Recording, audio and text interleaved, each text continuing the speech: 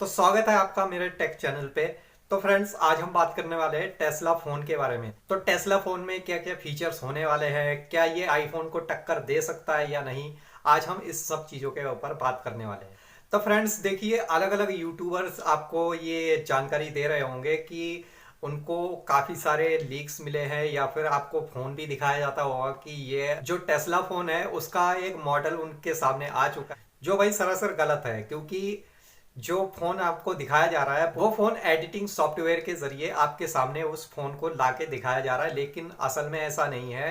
Tesla phone की कोई image अभी तक आई नहीं है।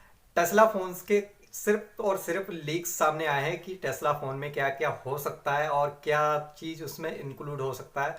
वो चीज थोड़ी बहुत निकल के सामने आई है, लेकिन जो टेस्ला फोन का मॉडल आपको दिखाया जाता है यूट्यूबर्स के जरिए वो सरासर गलत है। तो फ्रेंड्स, अब बात कर लेते हैं कि टेस्ला फोन क्या सच में आईफोन को टक्कर दे सकता है या नहीं।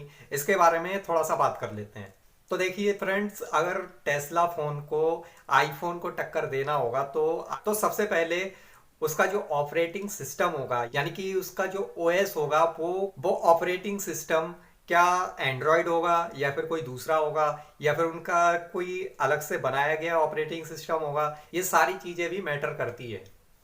जैसे कि आपने देखा होगा, जो आईफोन का ऑपरेटिंग सिस्टम है वो iOS होता है, और एंड्रॉयड का तो आपको पता है अधिकतर एंड्रॉयड ऑपरेटिंग सिस्टम होता है। लेकिन जो आईफोन का होता है उसका iOS होता है, जो कि हैक करना काफी ज्यादा मुश्किल होता है। और एंड्रॉयड में ऐसा होता है कि एंड्रॉयड में आपको अगर कोई नया फोन मिल रहा है तो उसमें या तो प्री इंस्टॉल्ड ऐप मिल जाएंगे या फिर कोई मॉलवेयर वगैरह मिल जाएगा।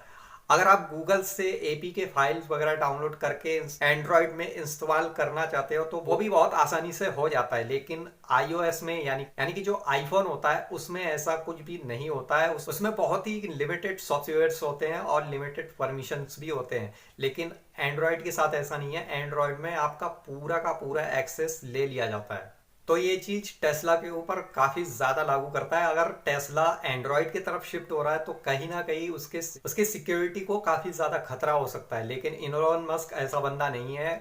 वो अपने टेस्ला कार में भी काफी ज्यादा हाई सिक्योरिटी रखता है। तो ये हो सकता है कि जो टेस्ला फोन आए उसका भी कोई अलग से ऑपरेटिंग सिस्टम हो जिसको कि हैक करना काफी ज्यादा मुश्किल हो। और टेस्ला फोन के साथ एक और चीज निकल के सामने आ रही है, एक बात और निकल के सामने आ रही है कि टेस्ला फोन में आपको स्टार लिंक इंक्लूडेड दिया जाएगा, यानी कि उसमें स्टार लिंक पहले से होगा। अब आप पूछ सकते हो कि ये स्टार लिंक आखिर है क्या। जैसे कि अगर आप इंटरनेट इस्तेमाल करना चाहते हो तो उसके लिए आप क्या करते हो, या तो आपका जो मोबाइल डेटा होता है उसको आप इनेबल करते हो, या फिर जो आपका वाईफाई होता है उसको इनेबल करते हो। तो वैसे ही टेस्ला फोन में एक ऐसा फीचर दिया जाएगा जिसमें स्टार लिंक इंक्लूडेड होगा।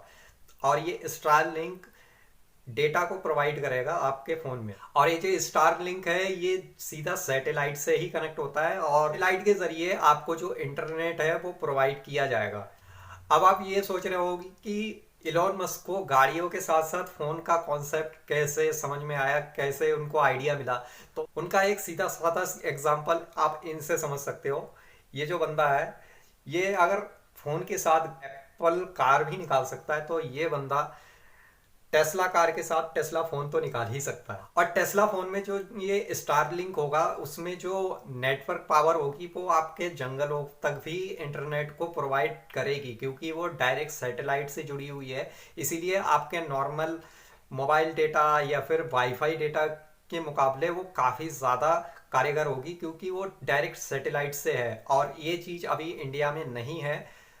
आपको शायद ये बात पता होगी कि एलॉन मस्क ने यूक्रेन में जो स्टार लिंक की सेवा है वो इनेबल कर दी है, क्योंकि रूस और यूक्रेन के बीच में जो लड़ाइयाँ हो रही हैं उसमें काफ़ी ज़्यादा यूक्रेन में तबाही मचती जा रही है, जिसके वजह से जो इंटरनेट है, जो टावर्स वगैरह होते हैं, उसको काफ़ी नुकसान पहुंच रहा है। और इसी वजह से एलॉन मस्क ने वहाँ पे स्टार लिंक की सेवा को इनेबल कर दिया है। और उसके वजह से एंड्रॉयड फोन्स में भी स्टार लिंक को काफ़ी ज़्यादा डाउनलोड किया जा रहा है। स्टार लिंक एक ऐप के ज़रिए उसमें डाउनलोड हो रहा है, और डाउनलोड होने के बाद वो सीधा सैटेलाइट से कनेक्ट हो रही है और सैटेलाइट से इंटरनेट को एक्सेस कर पा रहे हैं वहां पे। लेकिन इसका मतलब ये नहीं है कि इंटरनेट एकदम फ्री है, ऐसा बिल्कुल नहीं है। जैसे कि आपको अपने सिम में रिचार्ज करवाना पड़ता है इंटरनेट के लिए, या फिर वाईफाई राउटर में भी इंटरनेट के लिए रिचार्ज करना पड़ता है, वैसे ही स्टार लिंक से अगर आपको इंटरनेट चाहिए तो उसके लिए भी रिचार्ज करवाना पड़ेगा, क्योंकि इस दुनिया में कोई भी चीज़ फ्री नहीं है।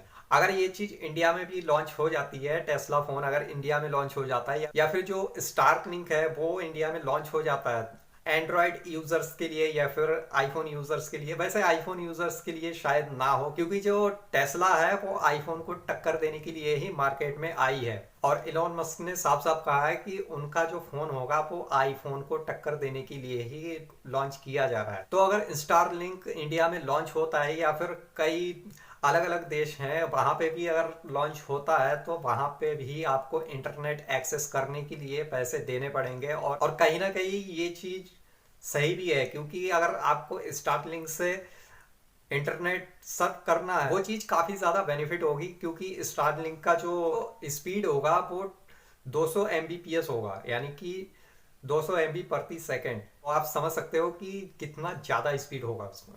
तो फ्रेंड्स, ये थी हमारी आज की ये वीडियो। अगर आपको ये वीडियो अच्छी लगी हो तो इसे लाइक करें, अपने दोस्तों के साथ शेयर करें, और साथ ही साथ हमारे चैनल को सब्सक्राइब भी जरूर करें।